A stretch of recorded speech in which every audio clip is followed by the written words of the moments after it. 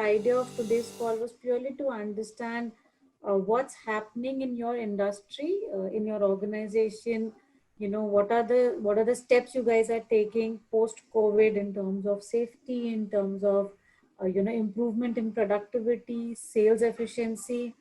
Has anything changed? So that's really what we thought. We'll just have a quick call with you to understand that. We're Sure. doing this with many industry leaders, across board to figure out, and the key objective is to then be able to come back and tell you how we can also help you in improving the productivity, efficiency, resilience of employees. And if there's anything we can do jointly, we'll be very happy, right? So Sure. that was really the objective of asking your time out today.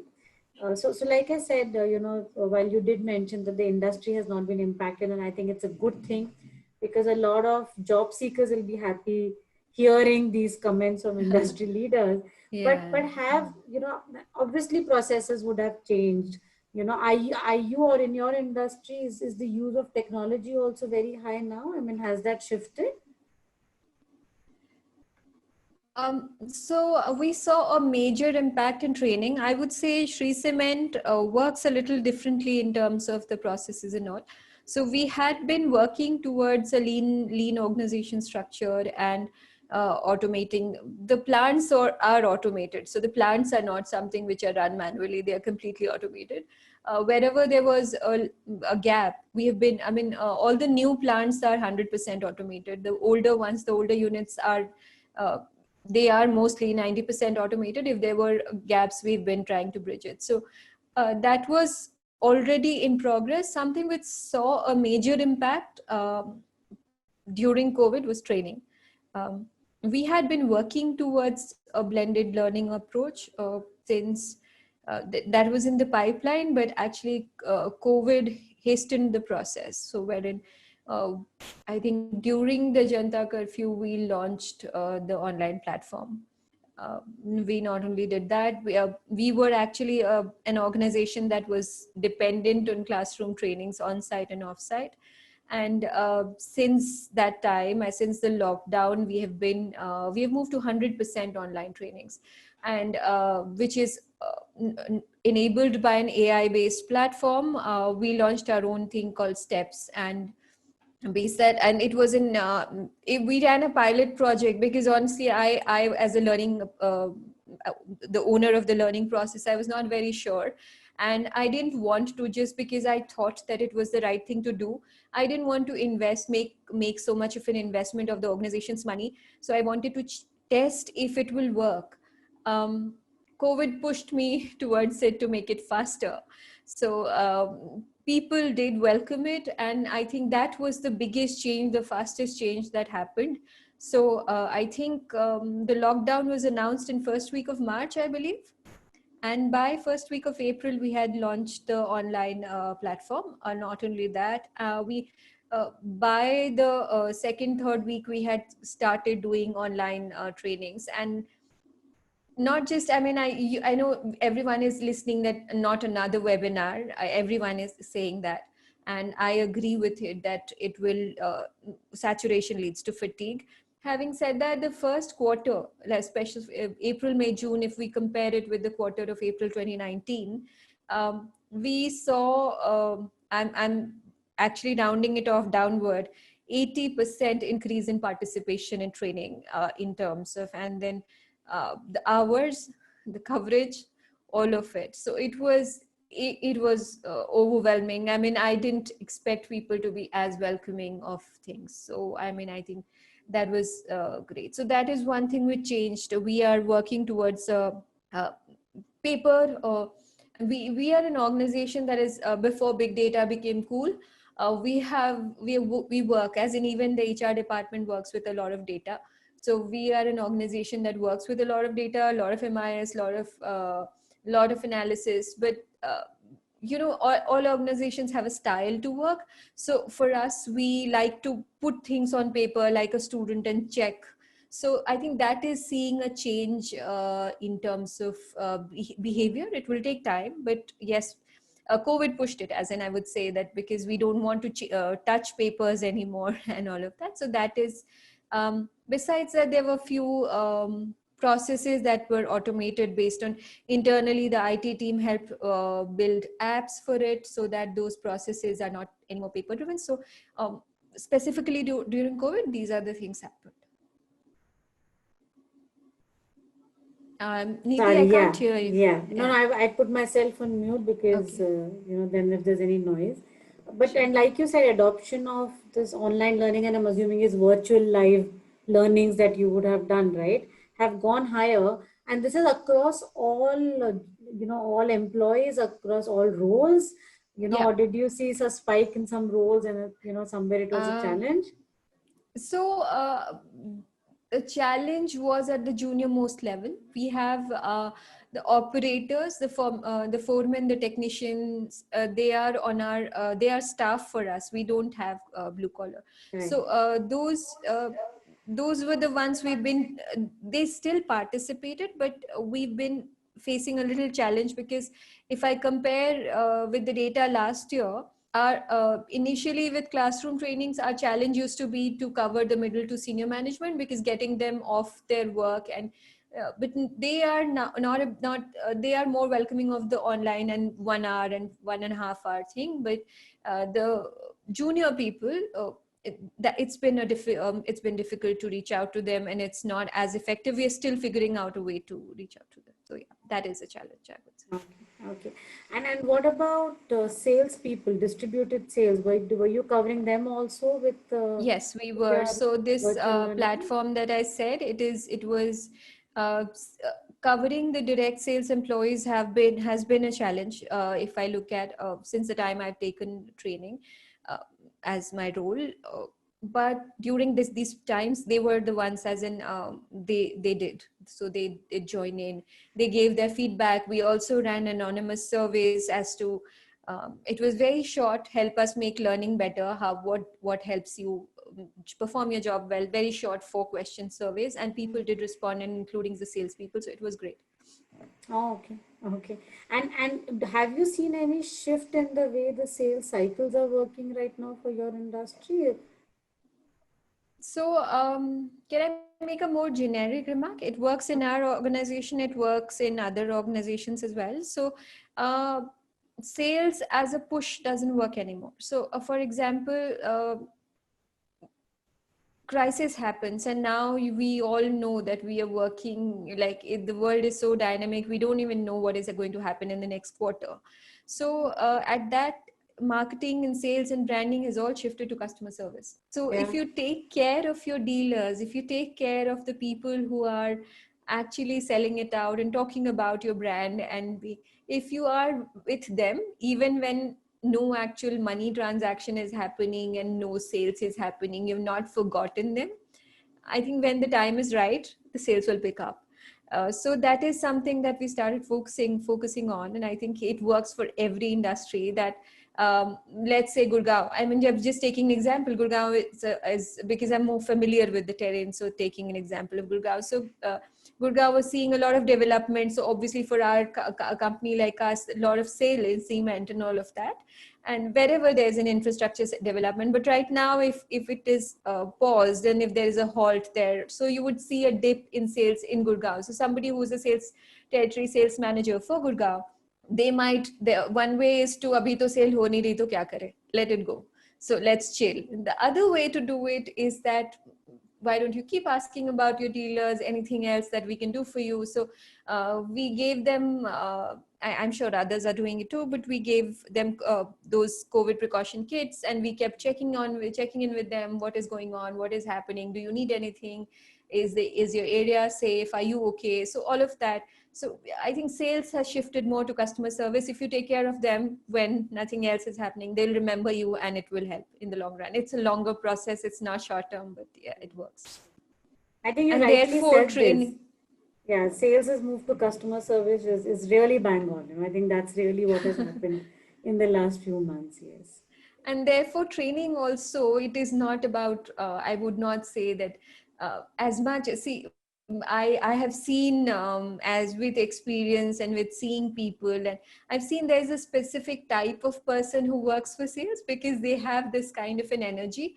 Having said that, training earlier used to be about how to be a go-getter, go do this, do that. And now that shift needs to happen, is that understand your customer, Mm. understand your dealer, what are their challenges, how is it, I mean, if, for example, which is very specific to our, let's say every, if we run courses on concrete mix design, so how is, for masons, for people who are in between, so they would know how is concrete mixed. And if you are doing that, if Shree Cement is running a course on concrete mix design, Shree Cement is telling you how to do this, what is the ratio, what is the bed, good quality concrete, what is not good quality concrete, what will be durable, what will not be durable, how can you stop seepage in your house, all of that. They will remember you, they will Yeah. remember you as a company, and they may not have bought your cement at that time, but they will remember you as a company. So I think training also shifts like that. Absolutely. And I think, like you rightly said, that you've been very busy in the last few months, especially for training, and, businesses asking you for training. Is I'm there been happy. any? You're happy. Oh, but that's the case with almost all L&D professionals. Everyone has been saying that they've been the busiest.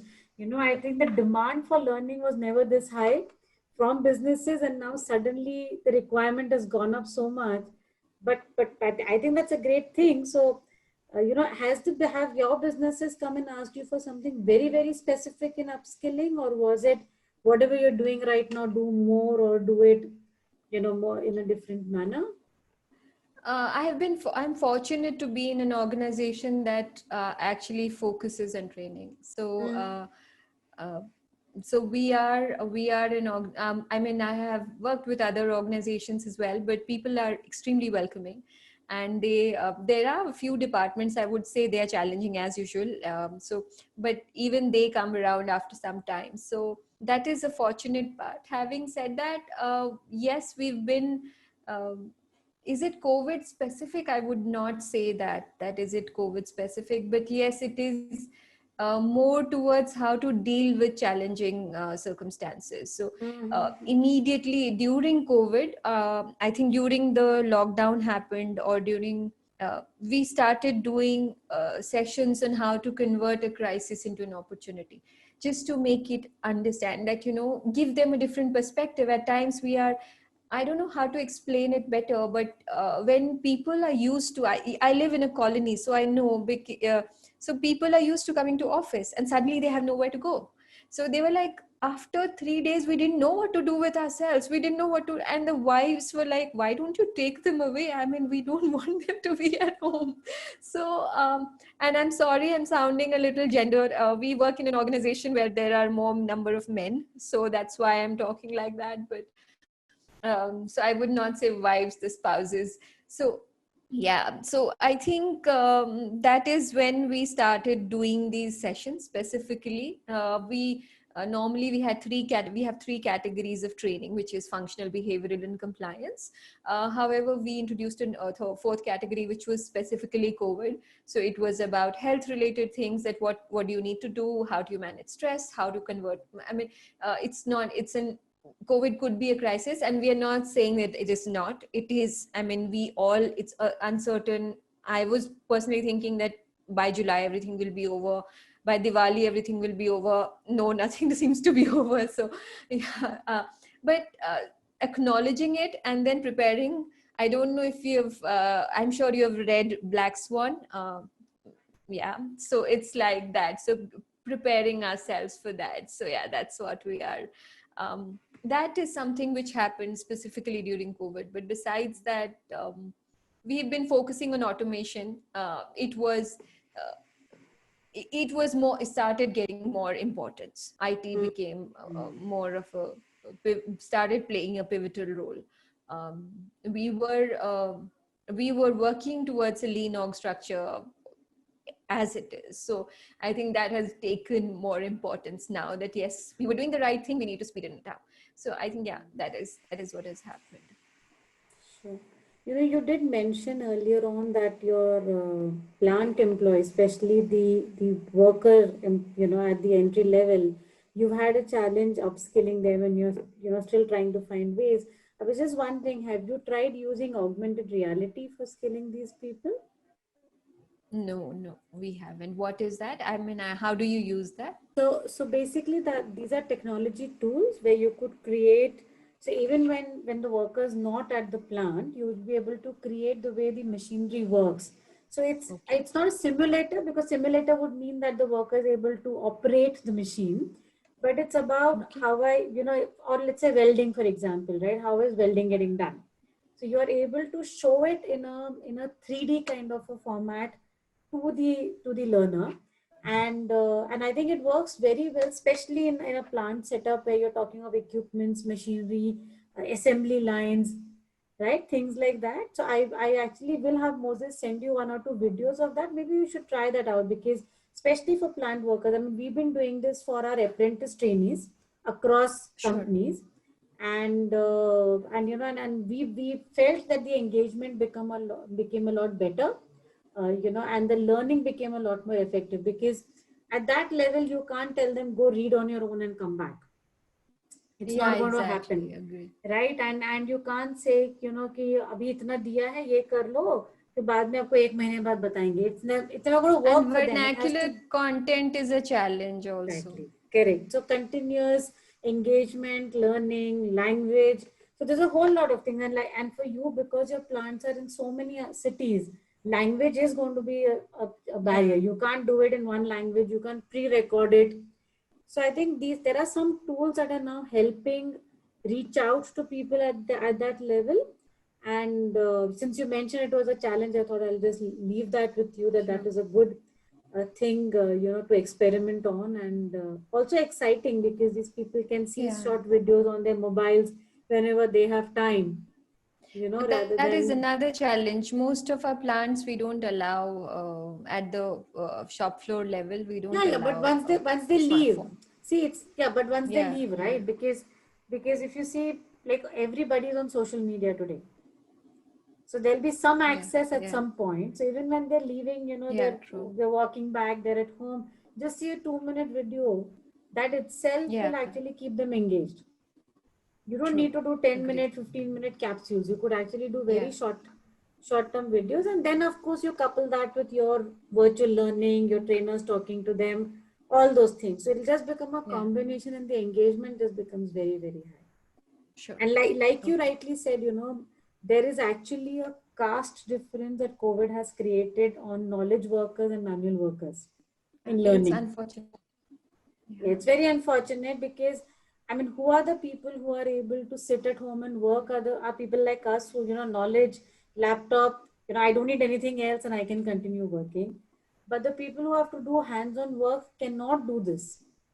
Plus, Yeah. there is technology challenges, bandwidth. Do I have the infrastructure? There's all of that as well for them. Yeah.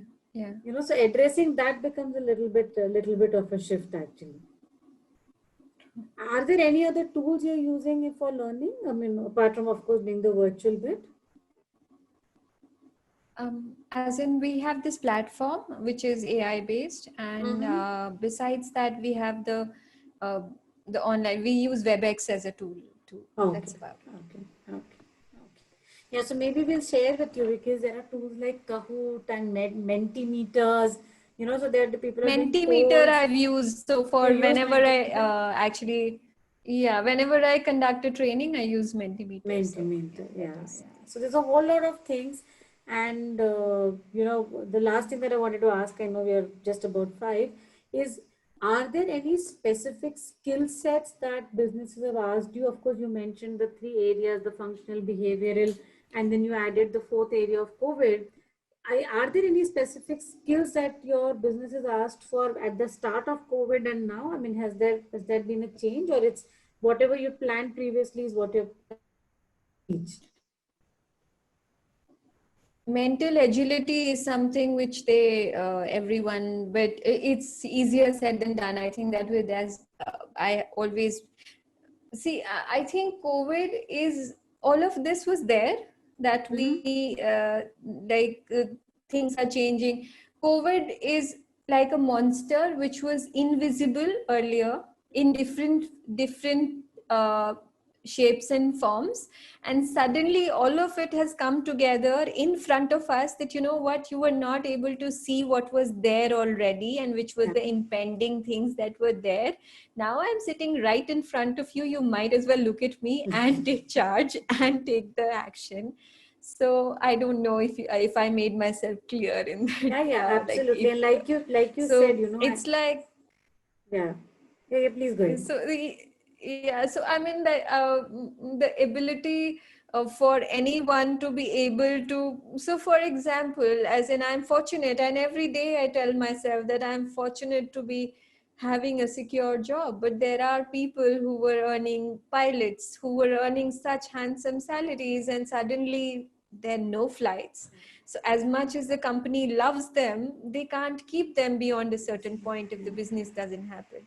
There are the hotels. I mean, I love the way they, Taj and the Oberoi, especially the training, the way they train their people, and I love that. But how long will they be able to maintain, and how deep are the pockets? So, you know, I feel that I'm fortunate that I am in such a secure job today.